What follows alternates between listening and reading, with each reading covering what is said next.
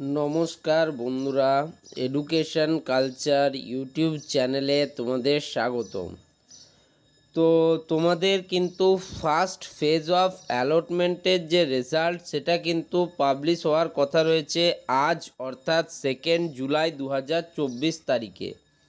যদিও এক্স্যাক্ট কোন সময়ে তোমাদের রেজাল্ট আউট হবে সেই রিলেটেড এখনও কোনো কনফার্মেশন দেয়নি West Bengal state council of technical and vocational education and skill ডেভেলপমেন্টের তরফ থেকে।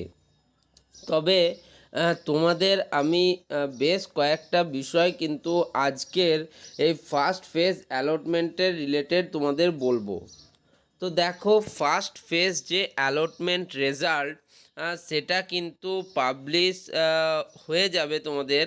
তো তার আগে আমি তোমাদের একটা কথা বলি যে তোমাদের যে ফার্স্ট ফেজ অ্যালটমেন্ট রেজাল্ট, সেই রেজাল্টে কিন্তু প্রচুর পরিমাণ স্টুডেন্ট কিন্তু এনরোলমেন্ট পাবে না, আগেই বলে দিচ্ছি আমি। এর কারণ আছে অনেকগুলো, এর মধ্যে সম্ভাব্য কারণ থাকতে পারে। এক হচ্ছে, যে সমস্ত টপ গভর্নমেন্ট পলিটেকনিক কলেজগুলি রয়েছে সেই কলেজগুলিতে ফার্স্ট ফেজ অফ কাউন্সিলিংয়ে খুব কম সিটেই কিন্তু কাউন্সিলিং হয়।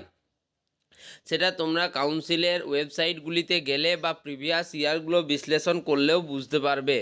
সেক্ষেত্রে খুব কম সংখ্যক স্টুডেন্টরাই কিন্তু অ্যালটমেন্ট পায় তাদের ফার্স্ট ফেজ অফ কাউন্সিলিংয়ে। এবার আসছে দ্বিতীয় বিষয়, যে আমার দাদা 20,000 র্যাঙ্ক হয়েছে, আমি কি ফার্স্ট পেজেই পেয়ে যাব? তাহলে দেখো, সেই রকম ক্ষেত্রে কিন্তু তোমার পাওয়ার চান্স অনেক অনেক কম। তার কারণ দেখো, যারা তোমার থেকে কম র্যাঙ্ক করেছে তারা যদি একই কলেজে একই ডিপার্টমেন্ট ভরে এবং তুমিও সেই কলেজে সেই ডিপার্টমেন্টই ভরো, তাহলে তোমার থেকে যে কম র্যাঙ্ক করেছে তার কলেজ পাওয়ার প্রবাবিলিটি বেশি হবে। একইভাবে আমি দেখো তোমাদের একজন স্টুডেন্টের এখানে চয়েস ফিল আপ লিস্ট এনেছি, যার মানে সে জানেই না সে কোন কলেজে ভর্তি হবে। সে জানে যে সে সিভিল ইঞ্জিনিয়ারিং নেবে, কিন্তু কোন কলেজ তার জন্য বেস্ট হবে তার র্যাঙ্কে সেটা কিন্তু সে জানে না। সেক্ষেত্রে দেখো, সে কেজি ইঞ্জিনিয়ারিং ইনস্টিটিউট ভরেছে, MBC, MST, doctor Meghnath Saha institute of technology, Purulia polytechnic, Hooghly institute of technology, পরপর মানে যত কলেজ পেয়েছে খালি কলেজ ভরে দিয়েছে এবং সিভিল ইঞ্জিনিয়ারিং তার মধ্যে ভরে দিয়েছে। যদি এর খুব বেশি র্যাঙ্ক হয়েছে তাহলে আমি বলবো ছেলেটা খুব বুদ্ধিমান, ভালো কাজ করেছে, কোনো না কোনো পলিটেকনিকে হয়তো পাওয়া যাবে।